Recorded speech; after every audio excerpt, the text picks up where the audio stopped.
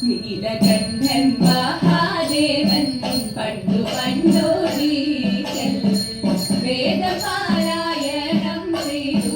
പാർവതീ ദേവിക്കായി ശ്രീവിജയാം ദേവിയുടെ വിഴിയടഞ്ഞൊരു നേരം ഗോവിന്ദനാം വരനുടനെ ശാപം തോന്നു ശാപമേറ്റ ദേവിയപ്പോൾ ഭൂമിയിൽ പിറന്നു മുക്കുവര